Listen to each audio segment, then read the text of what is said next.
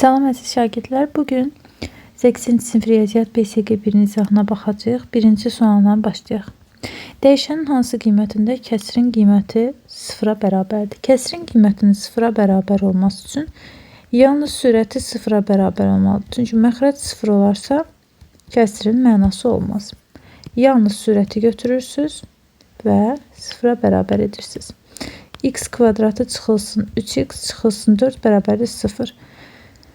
Və məxrəc 0-dan fərqli olmalıdır. Baxın, məxrəcdə nə görürük? X üstəgəl 3. Ola bilər ki, bu tənlikdən mənfi 3 kökü alarıq. Məxrəci 0 edər. Həm də sürəti 0 edər. Bu olmaz. Bu kənar kök olacaq. İndi bu tənliyi həll etsək, Viet teoreminə görə köklərin cəmi 3-ə bərabərdir. Köklərin hasili mənfi 4-ə bərabərdir. Bu deməli 4 və mənfi 1-dir. Hasili mənfi 4-dür, toplayanda 3 eləyir. Deməli, burada baxırıq ki, x fərqlidir mənfi 3-dən. 4 və mənfi 1 hər ikisi ödəyir. Çünki sürəti 0 eləyir, məxrəci 0 eləyə bilmir. Cavab 4 və mənfi 1. Sual 2. İkinci sualda bizdən ABCD düzbucaqlısının perimetrini istəyir. Baxırıq ki, B və D-ni birləşdirsək, burada 2 dənə düzbucaqlı üçbucaq yaranar. Bura bir dənə X deyirəm. Əvvəlcə ikinci sualda üçbucaq BCD-yə baxırıq. 5-in kvadratı üstəgəl 10-un kvadratı bərabərdir X-in kvadratına.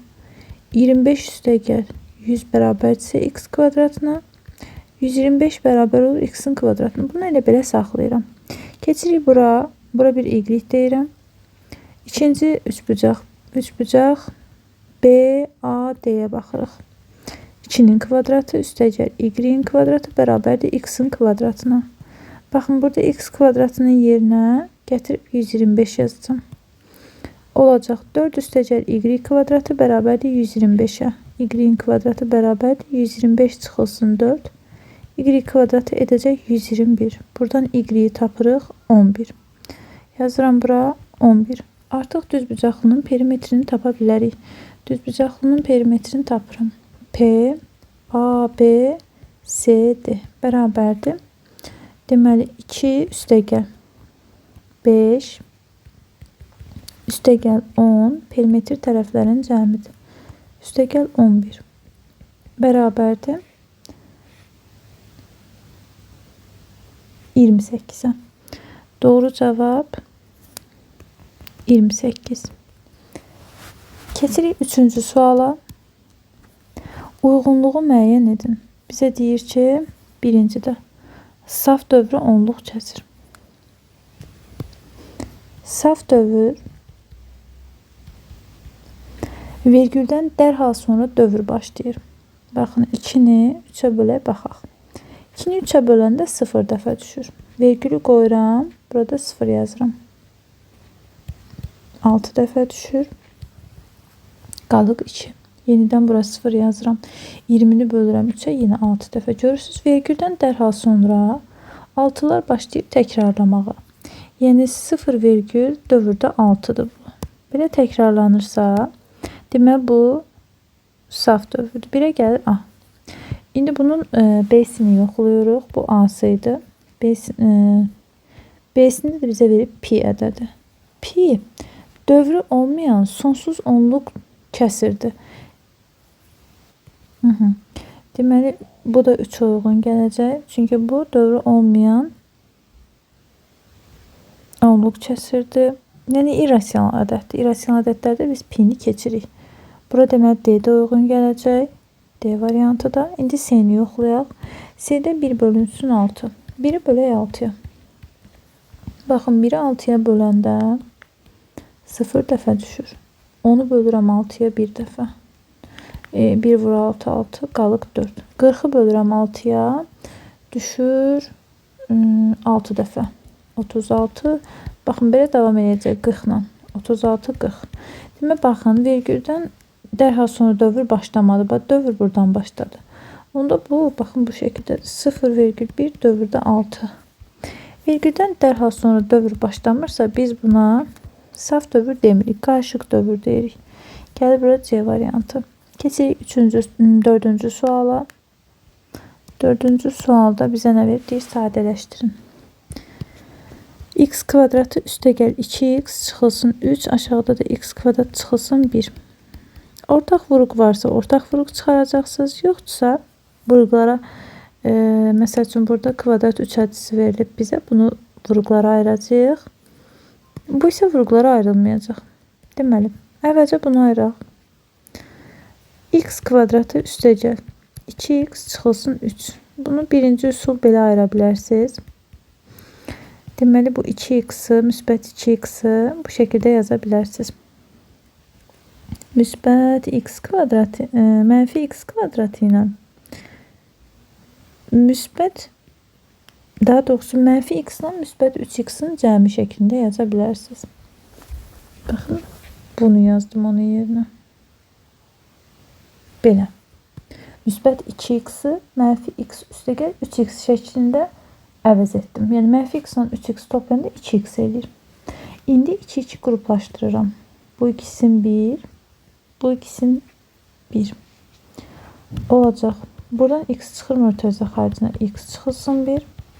Buradan 3 çıxır mötərizə xaricinə, x çıxılsın 1. X çıxılsın 1.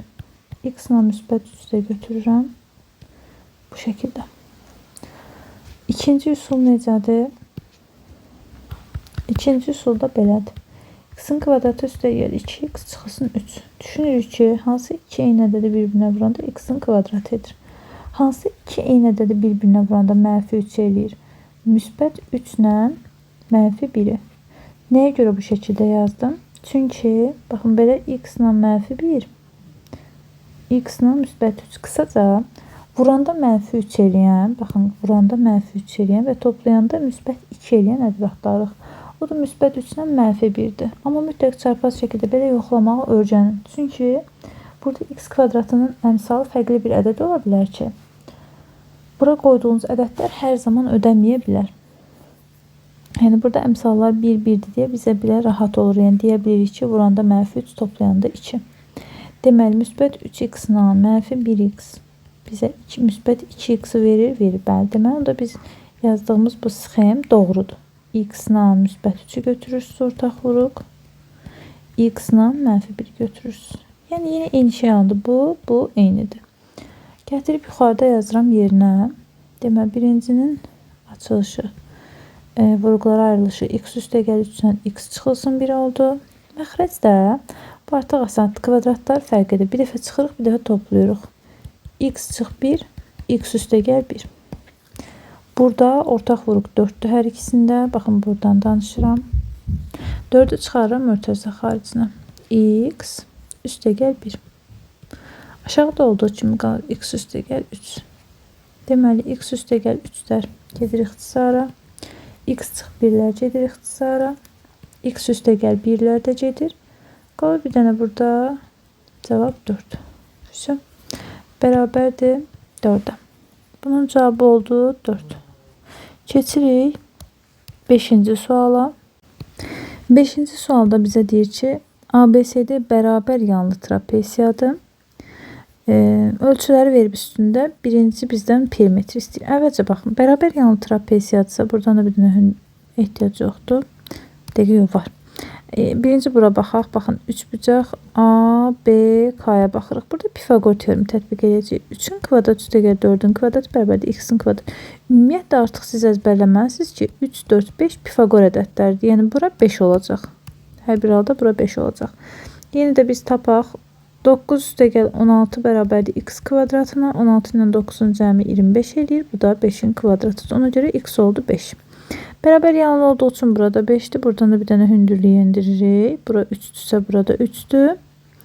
Onda bura ümumilikdə 7 idi axı. Bu 3'ü çıxıram. 7 çıxılsın 3. Nə qalır? 4. Bura demək orta 4'dür. Belə deyək də, bu 7'nin üstündən göstərək ki, bura 4'dür. Bura 4'dürsə, demək burada 4'dür. Paralel düz xəttlər bir-birinə bərabərdir. İndi birinci üçün perimetri tapaq. P A, B, C, D bərabərdir. Demək, yan tərəf 5, 5. Topladıq.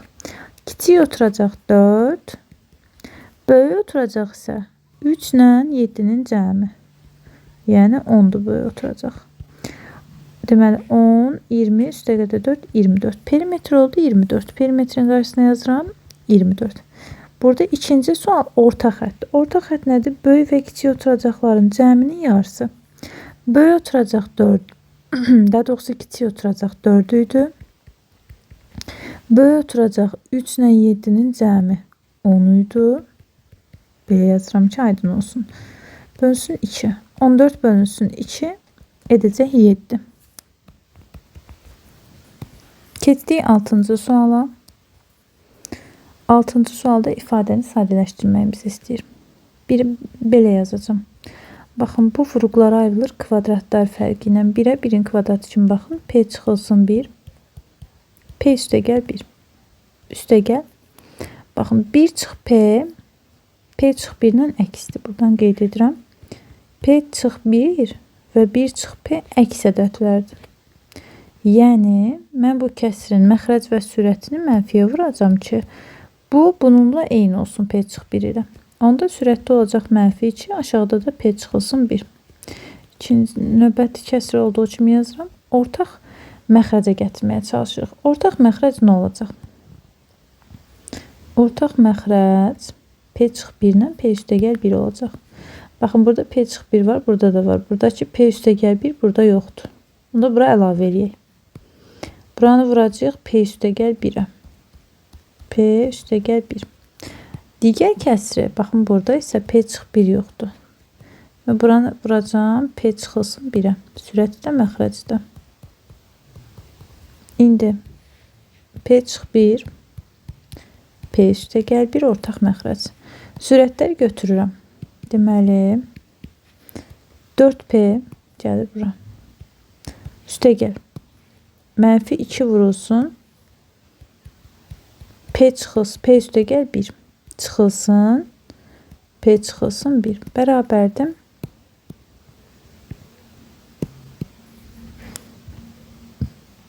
P mənfi 2P mənfi 2 mənfilərə diqqət edin. Müsbət bir mötərizə qarşısında mənfi varsa əks işarə ilə açılmalıdır. Sadələşdirək. 4P'dən 2P çıxanda qalır 2P. 2P'dən də P çıxanda qalır bir dənə P. Və mənfi 2 ilə müsbət 1-in cəmi edir mənfi 1. Demək, P çıx 1-lər gedir ixtisara. Aşağıda bir dənə qalacaq P üstəgəl 1. İfadəni sadələşdirdik. Cavabımız olacaq 1 bölünsün P üstəgəl 1. Deməli, bu şəkildə. Keçirik biz 7-ci suala. Kvadrat tənliklər üçün uyğunluğu müəyyən edin. Birinci, x1 bərabərdir 3-ə, x2 bərabərdir 2-yə. Viyyət terminə görə köklərin cəmi mənfi B bölünsün A-dır. Köklərin hasili C bölünsün A-dır. Baxırıq ki, hamısında A 1 onsuzdur. Çevrilmiş kvadrat tənlikdir. Deməli, A-ya heç ehtiyac yoxdur. Köklərin cəmi 3 üstəgəl 2, 5. Mənfi B 5-ə bərabərdirsə, B də bərabər olacaq 5-ə. Burada qeyd edək, A bərabərdir 1. B də bərabər olacaq mənfi 5-ə. Bu mənfi keçir B-nin qarşısına. Köklər hasili 3 vurulsun 2 bərabərdir 6-ya. Deməli, A-da 1-dir axı. C də bərabər oldu 6-ya. C 6, B mənfi 5. Kvadrat tənliyi x kvadratı üstəgəl bx üstəgəl c bərabərdir 0-dır. Deməli, b-ni yerinə gətirib mənfi 5 yazırıq. C-ni yerinə gətirib 6 yazırıq. Olur. X-in kvadratı çıxılsın 5x üstəgəl 6 bərabərdir 0. 1-ə gəlir B variantı. İkincisini yoxluyuruq. X1 bərabərdir mənfi 3, X2 bərabərdir mənfi 2. Toplayırıq. Mənfi 3 üstəgəl mənfi 2 edir mənfi 5. Bu mənfi B-dir. Buradan B-ni tapırıq 5. Çünki A 1-dir dedik. Kökləri vuraq bir-birinə. Mənfi 3-ü vururam mənfi 2-yə edir müsbət 6. Bu da C-dir. Deməli, x kvadrat üstəgəl bx üstəgəl c bərabərdir 0. B-nin yerinə 5 yazıram. C-nin yerinə 6 yazıram. X kvadratı üstəgəl 5x üstəgəl 6 bərabərdir 0. Burada gəlir A variantı. Üçüncüsünü yoxlayırıq. Yine A1'dir. Çünki kvadrat tənlikdə hamısında çevrilmiş kvadrat tənlikdir. A1'ə bərabər. X1 3'də X2'də mənfi 2'dir. Bunları toplayaq. 3 ilə mənfi 2 edir 1. Demək köklərin cəmi mənfi B. Onda B olur mənfi 1. Yerlərini dəyişir. İşarə dəyişir də, yəni əksinə. Bir dəfə də vururuq bir-birinə. 3'ü vururuq mənfi 2 edir mənfi 6. Bu da eləyir C. Bir daha kvadrat tənliyin formasını yazıram. Və qiymətləri qoyuruq yerinə. Baxın, B-nin yerinə mənfi 1. C-nin də yerinə mənfi 6. X kvadratı çıxılsın x mənfidirsə qabağına mənfi gəlir, mənfi 1'dir. Mənfi C, yəni mənfi 6 bərabərdir 0. Burada gəlir D variantı. Eyni köklərlə 2 dənə tənlik uyğun gələ bilməz. Ona görə bir dənəsi heç birinə uyğun gəlməyəcək. Keçirik 8-ci suala. 8-ci sualda bizə nə verilibdir? 4 üstü mənfi 2. Birbaşa gəlin 2'ni, 4'ü 2'nin kvadratı şəklində yazaq. Belə. Aşağıda 16'nı 2 üstü 4 yazıram. Üstündə də bir dənə mənfi 4 var. İndi nə edirik? Belə olanda dərəcələr bir-birinə vurulur. Olur. 2 üstündə mənfi 4. 2 üstündə mənfi 6. 2 üstündə mənfi 16. 2 üstündə mənfi 3. Olacaq. Vuranda burada üstlər toplanır. 2 üstü mənfi 10. Aşağıda da üstlər toplanır. 2 üstü mənfi 19. İndi artıq bu kəsir xətti bölməni bildirir. Baxın, kəsir xətti bölməni bildirir. Böləndə isə üstlər çıxılır. 2 üstü mənfi 10'dan çıxacaq mənfi 19'u. O da edir 2 üstü mənfi 10 üstəgəl 19. Bu da bərabər olacaq 2 üstündə 9'a. Keçirik 9-cu suala. Uyğunluğu müəyyən edin. 9-cu sualda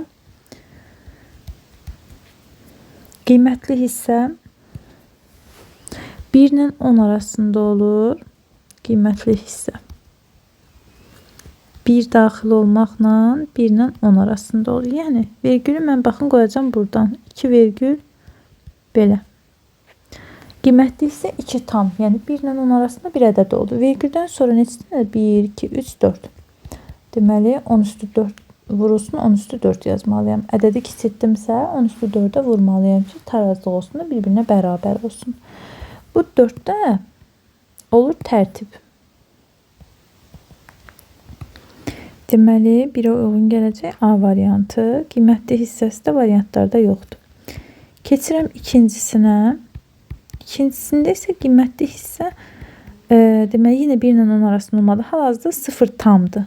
Bu, yəni standart şəkildə deyil. Bunu standart şəkildə gətirməliyik. Qiymətli hissə və tərtibdən ibarət olsun. Deməli, vergülü hara qoymalıyam? Baxın, vergülü 7,2 bu şəkildə qoymalıyım. Yəni vergül düşməlidir bura. Vergüllä vergül arasında neçə dənə ədəd qalıb? 4 dənə. İndi bu ədəd böyüdü yoxsa kiçildi? Təbii ki, böyüdü. Böyüdüsə mütləq vurulsun 10 üstü mənfi 4 yazmalısınız ki, yenidən kiçilib əvvəlki qiymətinə bərabər olsun. Yəni bərabərliyi pozmaq olmaz. Bu dəfə deyəcəyik tərtib mənfi 4'dür.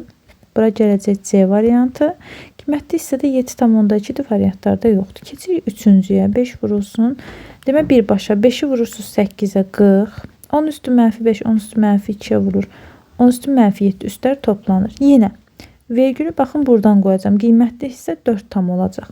Ədəd kiçildiyi üçün bir dənə də müsbət, yəni 10 üstü 1'ə vurmalıyam. Kiçilirsə böyük ədədə vururum. Onda buradakı üstlər toplanır. 10 üstü mənfi 6. Bu mənfi 6 tərtibdir. Bu da qiymətli hissədir. Qiymətli hissə. B ilə D də gələcək 3-cüyə.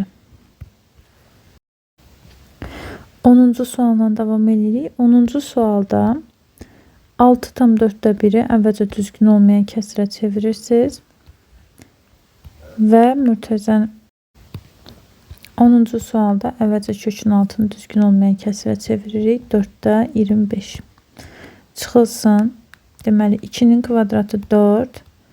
və 0,5'in kvadratı. Burada kvadrat kökü aparır. 4'də 25'dən çıxır 2'də 5. Burada 4 vurulsun 0,5. 2'də 5 çıxılsın 2. 2 tam ədəddir. Məxrəcinə 1 yazıram. Məxrəc və sürətini 2'yə vururam. Olur 2'də 5 çıxılsın 2'də 4. O da eləyir 2'də 1. Onluq kəsrə çevirirəm. Doğru cavab 0,5. 11-ci sual. 11-ci sual y bərabərdir k bölünsün x. Tərs mütənasib funksiyadır. Bizə deyir ki a -2 bir də -3 nöqtəsindən keçir. Yəni x bərabərdir -2, y bərabərdir -3.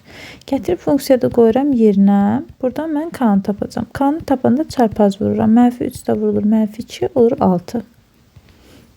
Bunun birincisində bizə deyir ki k-nı tapın. Biz k-nı tapdıq 6.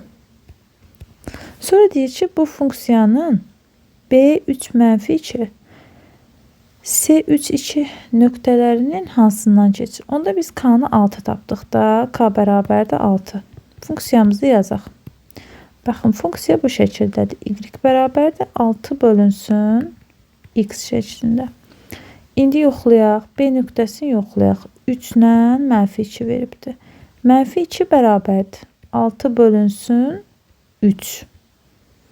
6'nı 3'ə böləndə -2 eləmir uşaqlar. Müsbət 2 eləyir. Ona görə də B nöqtəsindən keçmir. Buraya yazıram keçmir. Keçmir. İndi C nöqtəsini yoxlayacağıq. Yəni elə onu da burada yoxlayaq.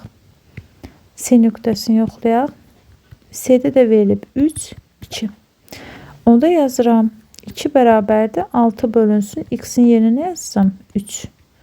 Bəli, 6'nı 3'ə böləndə 2 eləyir. 2 bərabərdir 2, deməli C nöqtəsindən keçir. Yazırıq C 3, 2 nöqtəsindən keçir.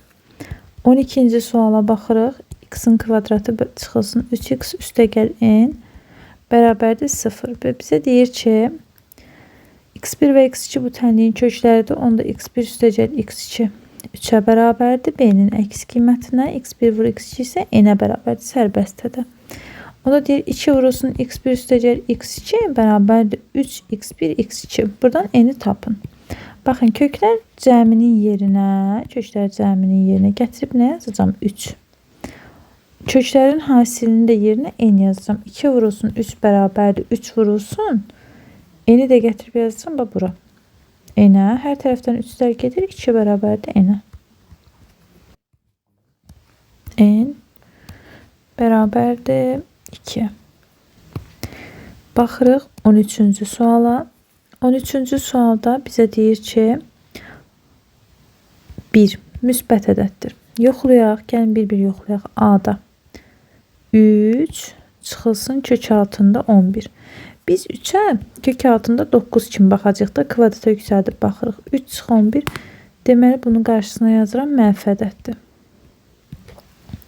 İndi gəlin B-sini yoxlayaq. Bu 13'dür. B-də bizə verilib kök altında 19 çıxsın 4. 4'ü kök altında necə yaza bilərəm? Kökdə 16. Deməli bu müsbətdir də. Yəni 19 özünüz düşünün. 19 çıxsın 16 müsbət ədəddir. Düzdür, çıxmaq olmaz, irrasionaldır. Amma mənfi yoxsa müsbət olduğunu düşünürük. 2,4'də 1 düzgün olmayan kəsrə çevirirəm. Bunu da çevirirəm 1,2'də 1'i. Buradan çıxır 2'də 3. 2'də 3'dən də 2'də 3 çıxanda 0 eləyir. Buraya yazaq 0. Pi-nin ədədi qiyməti 3,14'dür. 3 çıxılsın pi. Pi-yə 3,14 kimi baxıram. Bu da olur mənfi. İndi uyğunlaşdırmaları yazaq. Deməli mənfilər oldu. A ilə D. A, D. Müsbətlər oldu. B variantı. Sıfıra da bərabər oldu C variantı. İndi baxırıq 14-cü suala. 14-cü sualda bizə nə deyir? Deyir bucaq bir 50'dir. Bura 50'dirsə baxın bunun qarşı bucağı da 50 olacaq. Yəni C bucağına 50 yazırıq. Bucaq 4 deyir 70'dir. Bura 70'dirsə deməli gəlin belə eləyək. Bucaq C ilə bucaq D paralelogramın bir tərəfə bitişik bucaqlardır 180 dərəcədir. Əgər bucaq C-yə biz 50 dərəcə yazmışıqsa 50 üstəgəl bucaq D 180'ə bərabərdirsə, bucaq D bərabər olurmu? 180 çıxılsın 50, 130 dərəcə. Bucaq D-yə baxıram. Bucaq D-də verilib bucaq 2 ilə bucaq 4. 130 bərabərdir. Bucaq 2 üstəgəl. Bucaq 4-də nə veriblər? 70. Demək, bucaq 2-ni tapsaq 130-dan çıxırıq 70-i. Bucaq 2 edir 60 dərəcə. Burada yazıram 60 və 60-ın çarpazı burada 60-dır. Bizdən də bucaq 3 istəyir. Cavabımız olacaq 60 dərəcə. Nəyə görə? BC və AD paraleloqramın paralel tərəfləridir və 2 ilə 3 çarpaz bucaqlardır. Bucaq 2 və bucaq 3 çarpaz bucaqlardır. Keçirik 15-ci suala. 15-ci sualda bizə nə veribdir? Bizə verib 2 üstəgəl kök altında 3-ün kvadratı çıxılsın 2 kök 12. Deməli, düsturu buradan yazıram. 2 ədənin kvadratı. A üstəgəl B-nin kvadratı bərabərdir A kvadratı üstəgəl 2AB üstəgəl B kvadratına. İndi isə düsturun açılışını yazıram. Deməli, 2-nin kvadratı üstəgəl 2 vurulsun, 2 vurulsun kök 3 üstəgəl kök 3-ün kvadratı. Kök 12-ni də kök 4 vurulsun kök 3 şəklində yazıram. Olur 4 üstəgəl 4 kök 3 üstəgəl kvadrat kök apar 3 çıxılsın. 2 vurulsun kök altında 4-dən 2 çıxır. Deməli 4 ilə 3-ü toplayıram. 7. 7 üstəgəl 4 kök 3 çıxılsın 4 kök 3. 4 kök 3'lər islah olur. Cavab qalır 7. 16-cı suala keçirik. Ölçüləri 30-20 olan düzbucaqlı şəklində bağçanın ölçüləri şəkildə göstərildiyi kimi artırıldı. Hər tərəfdən x artırılıb. Artırılmış sahəyə uyğun ifadəni x-dan asılı şəkildə yazın. Əvvəlcə fiqurun sahəsi s bərabərdir 20 vurulsun 30 idi. Yəni 600 idi. İndi isə bu olsun s kiçik. İndi s böyük olsun. Hal-hazırda eni x üstəgəl 20'dir. Uzunluğu x üstəgəl 30'dur. Bu sahəni buradan tapsaq, vurub açsaq x kvadratı üstəgəl birbaşa yazıram. 50x üstəgəl 600. Artırılan isə, baxın, artırılan bu yaşıl hissədir. S artırılmış. Bizdən bunu soruşur. Artırılmış hissənin sahəsini tapmaq üçün böyük sahədən əvvəlki kiçik sahəni çıxacaq. Yəni bütövdən əvvəlki kiçik çıxacaq. Bütöv olan x kvadratı üstəgəl 50x üstəgəl 600'dür. Oradan əvvəlki sahə 600'ü çıxacaq. Çıxanda 600'lər gedir. Artırılmış hissənin sahəsi olur x kvadratı üstəgəl 50x. İndi B-sinə baxaq. B-sində deyir ki, x bərabərdir 4 olduqda sahə neçə faiz artar? S bərabər idi əvvəlcə. 20 vurulsun 30 600'ə. Yenidən sahə belə oldu. 20 üstəgəl 4 vurulsun 30 üstəgəl 4. Yəni 24 vurulsun 34. 24'ü 34'ə vurur. Edir 816.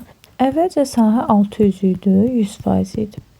İndi isə oldu 816, bilmirik neçə faiz. X tapanda 816'nı vururam 100'ə. Bölürəm 600'ə. Sıfırları ixtisar edirəm. 816'nı bölək 6'ya. Deməli düşəcək bir dəfə 6, 21, düşəcək 3 dəfə 18, 36, 6, 136. Əvvəlcə 100 idi, indi oldu 136%. Deməli 36% artıb da, baxın yazıram ki 136 çıxılsın 100 bərabərdir 36%. 36% artar. C bəndində bizə deyir ki, ilkin sahənin 2 dəfə artırılması üçün x neçə olmalıdır? Baxın, s əvvəlcə 20 vurulsun 30 idi, yəni 600. Sahənin 2 dəfə artırılması üçün 2 vurulsun 600 olmalıdır 1200. Onda 20 üstəgəl x bilmir yaxı nə qədər artırılsın. 30 üstəgəl x, yəni bir-birinə vurulanda sahə olmalıdır 1200 bu dəfə. Bunu da bayaq yazdım. Vurub açanda bu şəkildə olur. 1200 də gəlir bura. Nəyə görə? Çünki kvadrat tənlikdə sıfıra bərabər olmalıdır. Sadələşdirirəm. Belə. İndi vuranda -600 toplayanda 50 edən, -50 eləyən ədəd düşünürük. Ya da diskriminantla həll edirik. Deməli, vuranda -600 toplayanda edəcək -50. Bu deməli müsbət 10 və -60'dır. Həndəsi olduğu üçün, yəni tərəf olduğu üçün cavabımız olacaq müsbət 10, müsbət kök götürürük. Sual 17. 17-ci sualda bizə deyir ki, ədədlərin ən sadə ortaq məxrəci üçün uyğunluğu müəyyən edin. Birincidə elə şəkildə baxırıq. Məxrəcdə verilib A çıx 1, digərində verilib A üstəgəl 1. Baxın, məxrəclər. Ortaq məxrəc yalnız və yalnız bunların hasili olacaq. Yəni, bu məxrəci A üstəgəl 1-ə vuracaq, buranı da A çıxılsın 1-ə vuracaq. Hər bir halda A çıx 1-i A üstəgəl 1-ə vuranda bir dəfə toplama, bir dəfə çıxma kvadratlar fərqidir. A kvadratı çıxılsın 1-in kvadratı. Yəni, A-nın kvadratı çıxılsın 1. 1-ə uyğun gələcək B variantı. İkinciyə baxırıq. Amma ikincidə necədir? İkincidə əvvəlcə məxrəcdən A-nı ortaq vuruq çıxarıram. Olur, A çıxılsın 2. İkinci kəsirdən A üstəgəl 2-nin olduğu kimi yazıram. İndi baxın, burada A var, amma burada A vuruğu yoxdur. Onda biz buranı A'ya vuracağıq. Təbii ki, sürətdə A'ya vuracağıq. Sonra burada A çıx 2 var, amma burada A çıxılsın 2 yoxdur. Onda buranı A çıxılsın 2-yə vuracağıq. Mötərizə açıram, A çıxılsın 2. Daha sonra baxıram ki, burada da A üstəgəl 2 var, amma burada yoxdur. Deməli, buranı A üstəgəl 2-yə vuracağıq. A üstəgəl 2.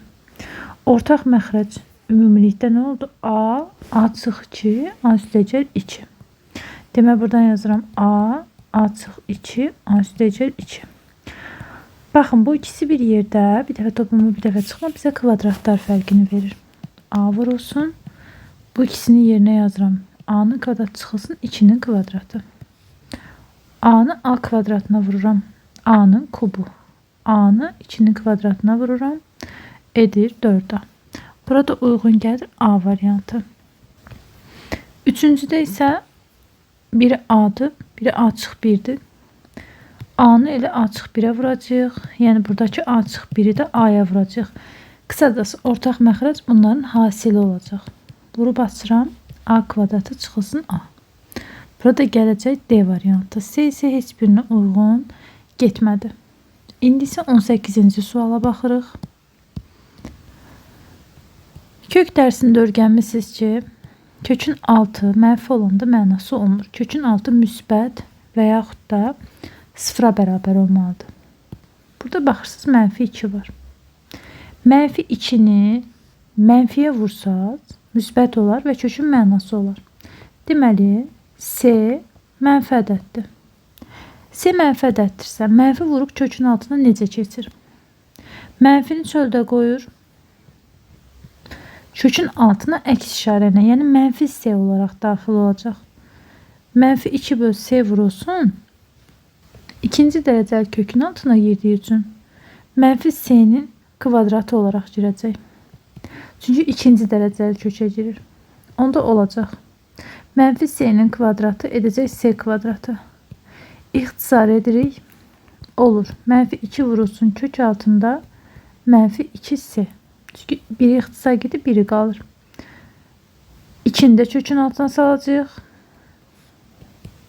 Mənfi qalır çöldə. 2 də 2-nin kvadratı olaraq daxil olur. Edəcək mənfi 8C. Doğru cavab A variantı. 19-cu suala baxırıq.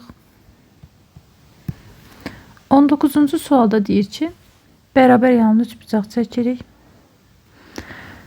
Perimetri 12 olan, baxın bura A desək, bura B desək, P bərabərdir 32 millimetr. Deyir ki, yan tərəfinə paralel orta xətt. Baxın, yan tərəfə paralel orta xətt çəkirəm. Bu deyir 6 millimetrdir. Onda bura A-dırsa, bura A bölü 2-dir, axı yarısıdır. Deməli, bura 12 imiş ki, 12'nin yarısı bura 6 yazılıbdır. Bərabər yanlı olduğu üçün burada 12 millimetrdir. Perimetr deyəndə tərəfləri cəmləyirik. 12 millimetr, 12 millimetr, burada bir B demişik. Deməli, 12 üstə gəl, 12 üstə gəl B bərabərdir 32'ye. Buradan B'ni tapıram. B'dir 8. Təpələri bu üçbucağın tərəfinin orta nöqtələri olan üçbucağın tərəflərini tapın. Deməli, orta nöqtələr birləşdiririk. Orta nöqtələri birləşdirdik. Deməli, bura 8-dirsə, deməli, bura olacaq 4. Çünki orta xətt paralel olduğu tərəfin yarısına bərabərdir. Buraya yazıram 4. Və bura 12-dirsə, bura olacaq 6. 12'nin yarısı. Burada məlum idi 6 olduğu. P orta nöqtələrin birləşdiyi üçbucaq bərabərdir. 6 üstə gəl, 6 üstə gəl 4. Doğru cavab 16.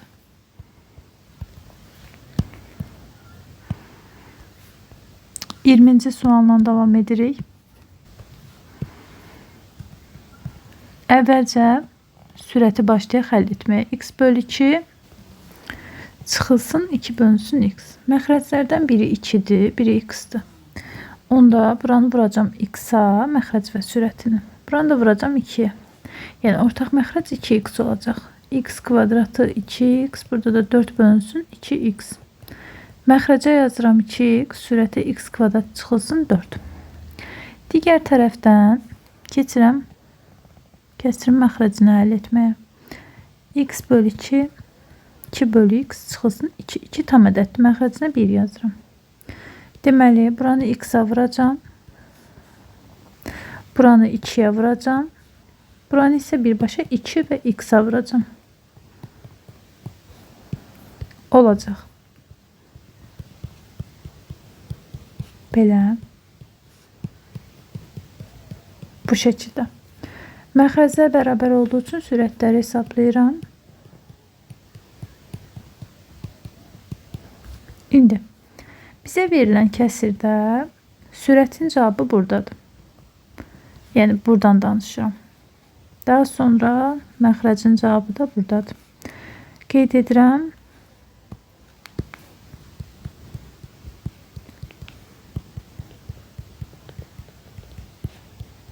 İndi kəsir xətti, baxın bu kəsir xətti bölməni bildirir. Onda bölməni əvəz edirəm bu şəkildə.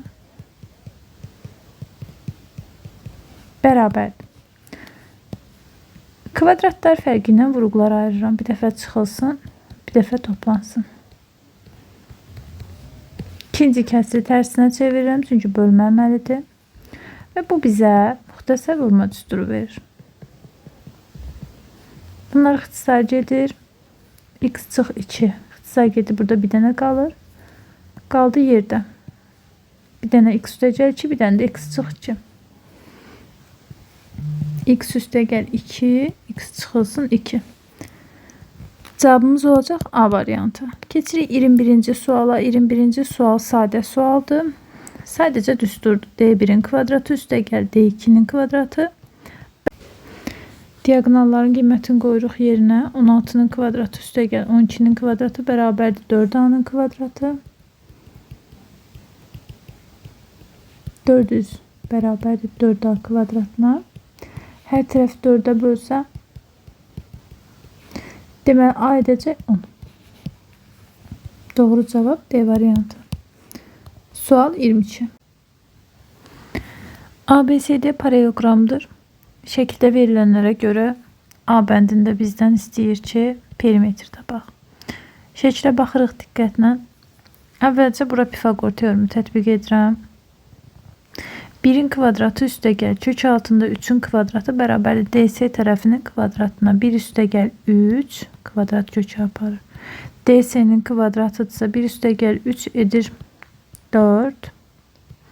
Yəni bu 2'nin kvadratıdır. 2'nin kvadratı DS kvadratıdırsa deməli DS 2'yə bərabərdir.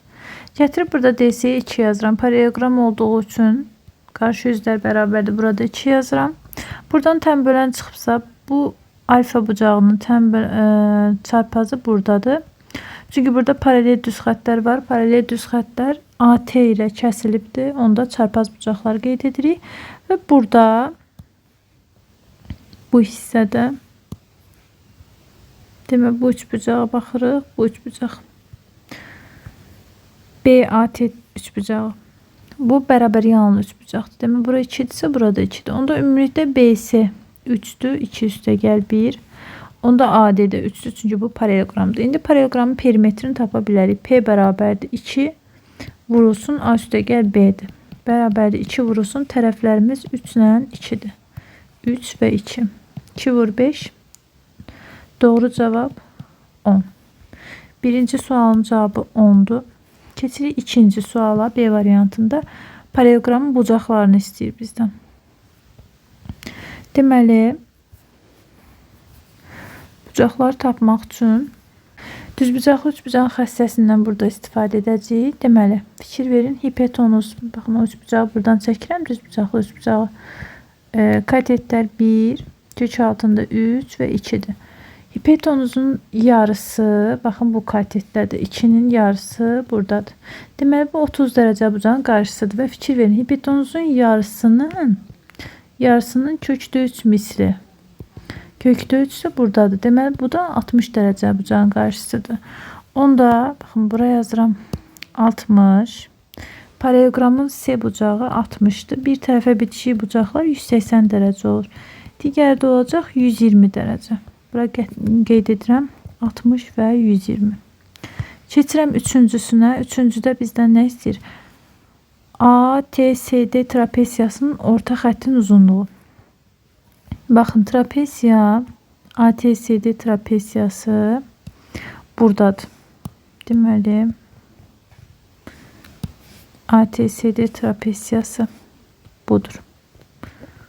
Bu hissə ATSD trapesiyasıdır. Bu trapesiyanın orta xəttini tapırıqsa, orta xətt oturacaqların cəminin yarısına bərabərdir. Deməli, orta xətt tapanda oturacaqları toplayıb bölürük 2'yə. Yəni, trapesiya dərsində keçmişsiniz, oturacaqların cəminin yarısı. O da edəcək 2. Burada qeyd edirəm 2. Sonuncu sual AT-dən bölənin uzunluğu. AT'nin uzunluğunu tapaq. AT'nin uzunluğu. Deməli, burada TD hündürlük olduğu üçün burada 90 dərəcə var. Deməli, Pifaqor teoremi tətbiq edirəm. TD kök 3'dür. Kök 3'ün kvadratı üstəgəl 3'ün kvadratı, AT burada hipotenuz rolundadır. Bərabərdir x'in kvadratı. 3 üstəgəl 9 bərabərdir x kvadratına. Buradan x'i tapıram. Kök altında 12. 12'ni də 4 vurulsun 3 şəklində yazsam edəcək 2 kök altında 3. Daha sonra 23-cü suala baxırıq. Dəyişənin hansı qiymətində kəsrin mənası yoxdur? Kəsrin məxrəci 0 olarsa mənası yoxdur.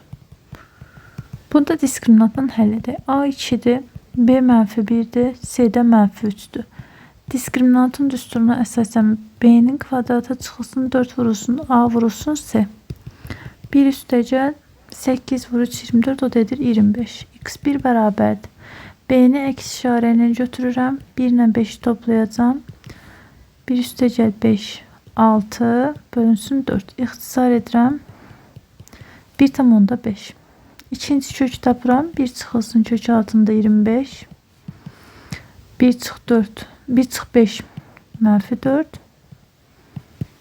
O da edir -1. 1/5 və -1 cavab D variantı.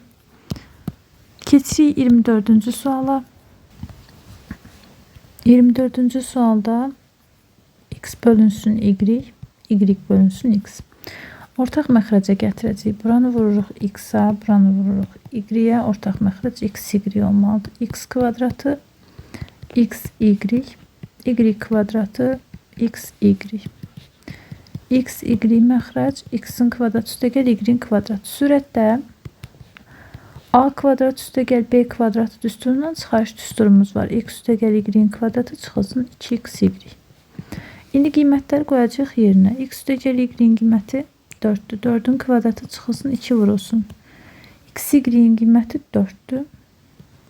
Aşağıda yazıram 4. 16 çıxılsın 8. 16'dan 8 çıxıram 8. Bölürəm 4'ə. Deməli edəcək 2. Burada cavab etdi 2.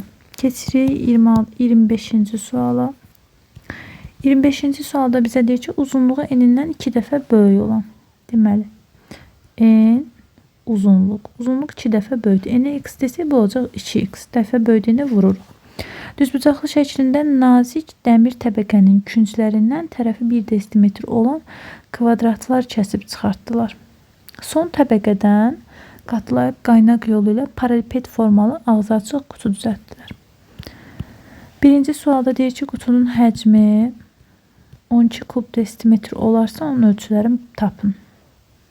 Paralelpedin xətti ölçüləri A, B və C. Verilən şəklə baxırıq. Baxın, bu düzbucaqlının eni. Bura x yazıram. Bura onun uzunluğudur. Burada 2x yazıram. Və deməli, buradan 1 kəsdikləri üçün bura olub, bu hissə olacaq x çıxılsın 2. Həmçinin uzunluqdan da baxın 1 kəsdikləri üçün bura olacaq 2x çıxılsın 2. Kənarlardan bir kəsilibdir. İndi baxın, bu x çıx 2, baxın bu hissəsidir. Buraya yazıram x çıxılsın 2. Daha sonra bu hissədə baxın buradır. 2x çıxılsın 2. Bu 1 santimetr kəsilənlər var. Bu da belə qatlanıb. Bu da bu hissəsidir. Hündürlüyü bu da 1'dir. Deməli hündürlük s ilə işarə olunur. S 1'dir. Bx çıx 2'dir. A da oldu. 2x çıxılsın 2. Həcm düsturu V bərabərdir ABS. Deməli 12 bərabərdir 2x çıx 2, x çıx 2 və vurulsun 1. İndi buradan 2'ni çıxaram mötərizə xaricinə.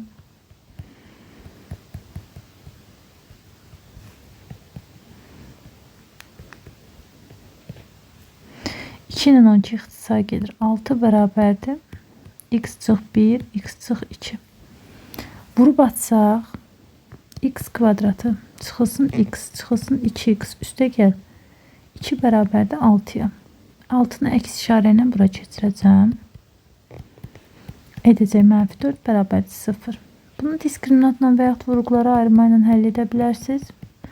Mən vurğulara ayırma ilə həll edəcəm. Tərəf mənfi ola bilməz. Bu kənar kökdür. Demək bizim x-imiz 4 oldu. X 4-dürsə bizdən nə istəyir? Ölçüləri. Baxın, x-i 4 tapdım burada. Burada qoyacağım yerinə. A bərabərdir. A bərabərdir 2x çıxılsın 2. O da bərabərdir 2 vur 4 çıx 2, 6.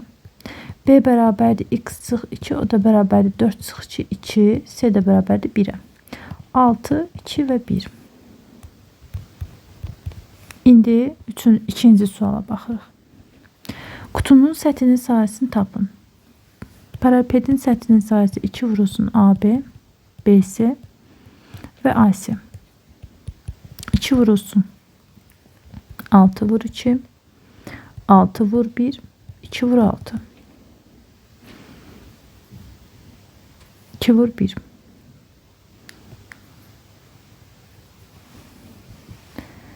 Deməli, BC-nin AC-nin yerini tərs yazdım.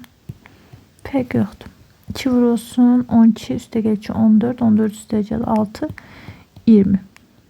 O dedici 40. Və burada bizə deyir ki, ağzı açıq qutu düzəltdilər. Baxın, ağzı açıq qutu düzəltdilər. Deməli, bunun ağız hissəsi baxın buradır. Bura boşdur. Buranın sahəsini tapacağıq. Buranın sahəsi deməli uzunluq vurulsun n. Biz də n'in uzunluğu 6 ilə 2 tapmışıq. Deməli, bu hissə boşdur. S bərabərdir. Yəni boş olan hissə. 6 vurulsun 2, çünki bura 6'dır, bura 2'dir. Edəcək 12. Tapdığımız ümumi sahə 40-dan 12'ni çıxırıq. Edir 28. Deməli, qutunun səthinin sahəsi 28'dir. Deyir ki, 1 litr boya 7 kvadrat metr sahəni rəngləməyə çatır. Qutunun həm daxili, həm də xaricini rəngləmək üçün nə qədər boya lazımdır? S daxili difarlar 28-dirsə, yəni xarici də eynidir. S xarici, o da 28'dir. 28 ilə 28'i toplayırıq. Edir 56. Buraya yazıram 56 kvadrat metr x. X'i tapanda 56'nı vururuq 1'ə, bölürük 7'yə. Doğru cavab 8. Suallar bu qədər uşaqlar. Videonu bəyənməyi, kanala abunə olmağı unutmayın. Növbəti videolarımızda görüşənədək.